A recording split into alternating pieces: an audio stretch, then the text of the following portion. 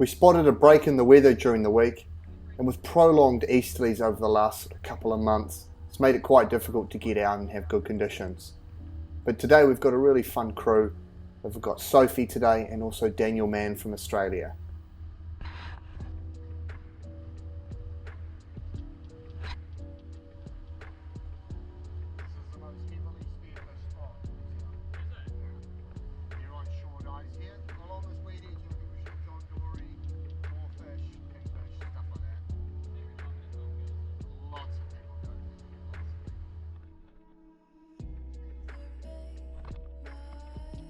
It's low tide, late morning, which is not ideal for what we're wanting to do.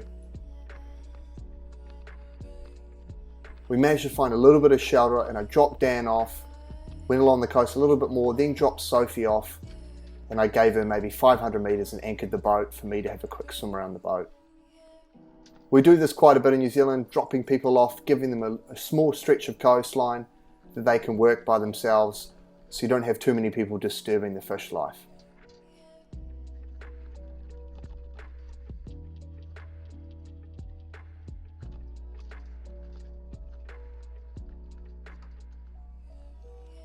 The only place I could find shelter was in sort of a flat, quite barren bit of coastline.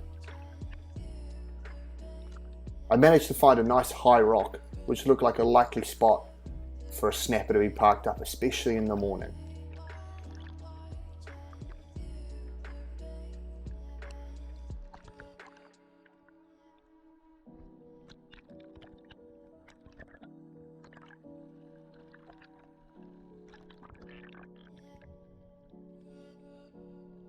As I'm coming over, it looks like there's a bit of a sort of gutter system here. So I'm going to take my time to work through that gutter because the snapper could be anywhere along here. If you find yourself in this situation, normally a snapper is going to be hanging out where most of the seaweed or the kelp is in the gutter. As soon as we start getting towards the kelpy part of the gutter, there's a small snapper there.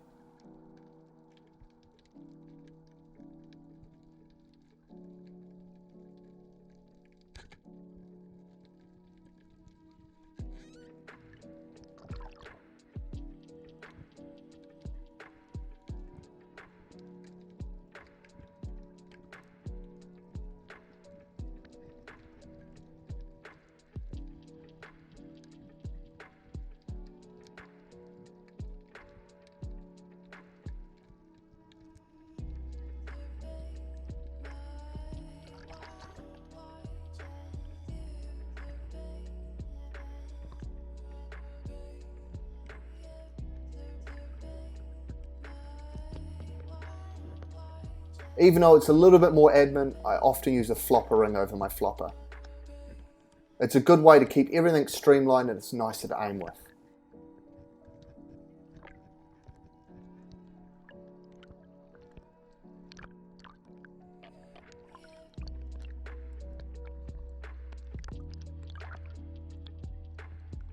There was a fair bit of surge on the little bit of coast I was hitting, and it was quite flat as well, with not really good prominent rocks, which is what we want to look for when we're looking for snapper.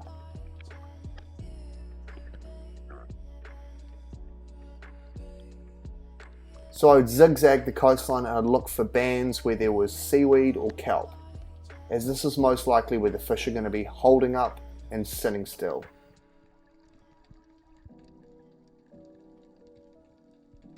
Through the shallow ground, I'm just going to take my time, as there could be a snapper anywhere.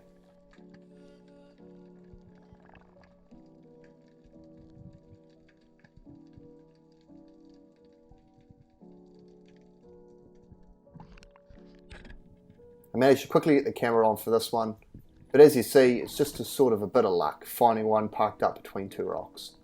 And it's shallow enough that I can pretty much shoot it from the surface.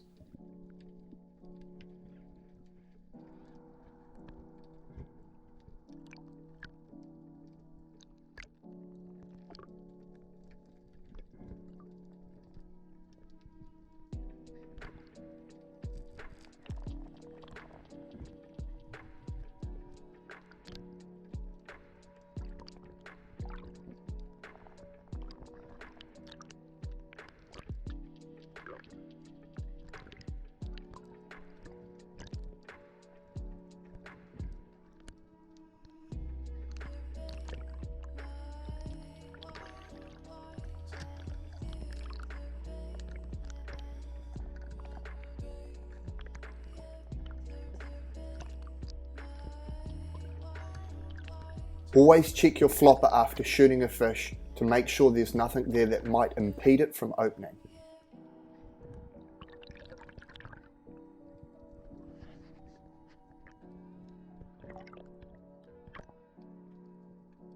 This poor pufferfish was getting rolled around in the swell right up in shallow.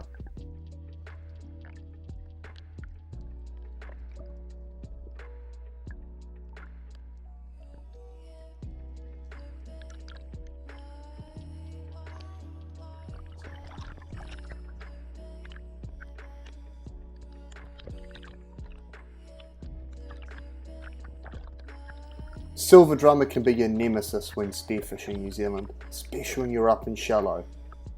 When hunting for snapper and other species like that, when silver drummer gets spooked and they start blasting around the area, they often alert snapper and other fish of your presence. In this case here, they virtually ruined most of my dive, as that school just followed me around, and if there were any snapper quietly parked up, they weren't going to be there for much longer.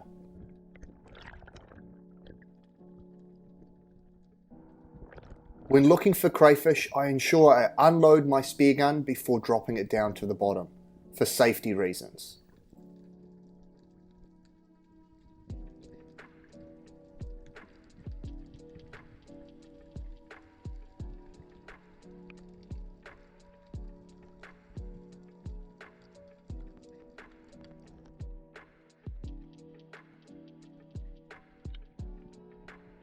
There's a nice buck underneath this big boulder, and I clean miss it. A bit frustrating as that was the only legal crayfish I saw on this dive.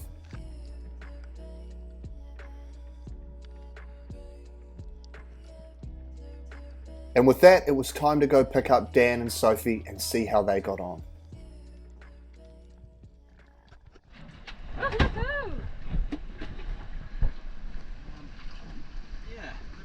Snapper, I think. That's a good one. Nice! You reckon maybe like 5 kilos? Yeah, something like that. Awesome Pretty work. stoked with that. Yeah. Dan did fantastic in the challenging conditions and outdid us with a great winter snapper amongst some often overlooked reef species. To get one finally. Well, not finally, but you know, first drift isn't a bad effort. It's an awesome effort. It's probably my biggest snapper maybe. Oh jeez, I thought I gutted it well, sorry. That's right. Also shot, What else you get? well, because I'm a tourist, You got shot one of these. pigfish. They're good to eat. I think they're good to eat. I don't know if is that a good size? Yeah, decent. That's a female one. Okay. Sorry. Yeah, female pigfish, just because they Oh, get... it might be a male because it's got a big spot on it. Yeah, they get these similar looking things in Madeira. Yeah. So... Do they call them a hogfish or something? Yeah, hogfish or something like that, yeah, so... Got that, and then... Uh-oh. Well, see, mowies are tasty though, aren't they? Or are they not tasty? Not so tasty here. So like I know you shoot them in Oz, but the red mowies in Oz are much better eating. So these aren't as good as red mowies. Well, you live and learn, I'll give it a go anyway. You can, it's still edible, Yeah, so, all in all, pretty damn happy with this fella. Oh yeah. Good start, eh? I dropped him off for another swim, and me and Sophie headed into another bay to see if we can find some crayfish and maybe some more snapper.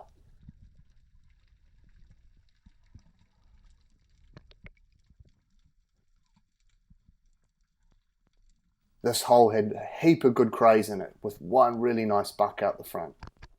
But when I grabbed hold of it, its horns were so soft I quickly let it go to ensure I didn't damage it. Frustrating again, as there was a limited amount of crayfish around, and already I'd found them with eggs too small and soft. So I had to make sure I was really cautious with the ones that I'd grab.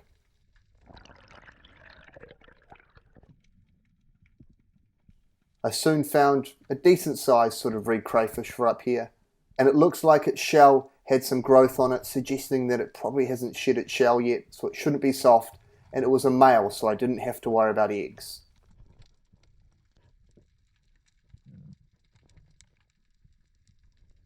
At that point, I'd looked in more than enough cray holes, so we were just going to stick with that one cray. I turned my attention back to looking for snapper.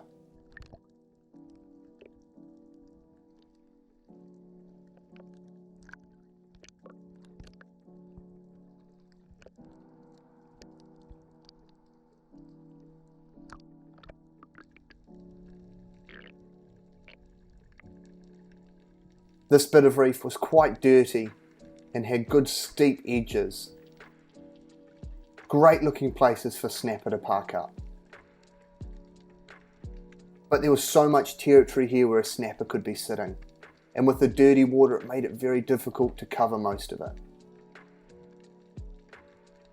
I'm sort of peering in the gloom over the edges, trying to figure out where the likely looking spot would be where a snapper might park up or hang out. With the limited opportunities today, and with this really dirty water, I really need to take my time. That big silver drummer caught my attention for a moment.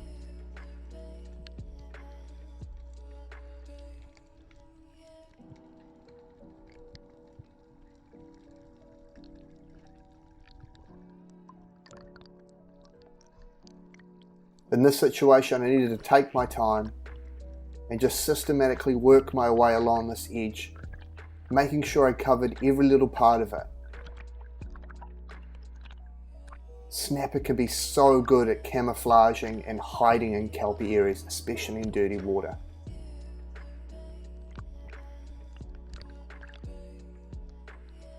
I started at the ocean side of the corner of this drop-off and worked my way back in shallower. I committed a bit more on this dive and worked my way down the wall. And something catches my eye off to the left. An old wound on the back of this big snapper was the first thing I saw. I did my best to intercept it and get a good shot.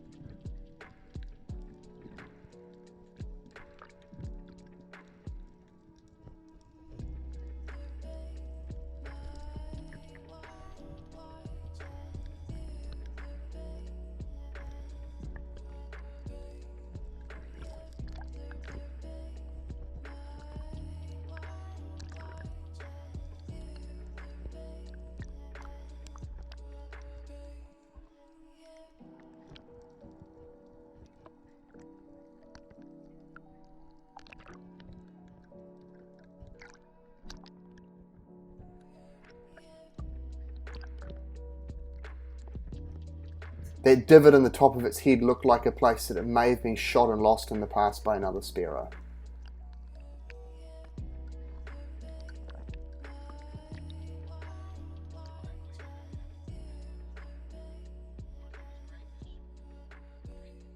Sophie headed further on the coast and managed to pick up a couple of fish as well. I don't know, but it's singular, plural. I looked under a lot of rocks for that one crayfish.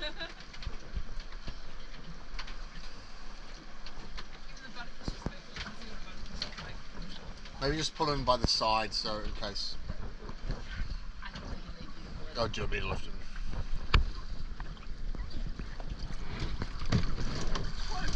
Good design, that top strap, isn't it? The fish don't even fall out.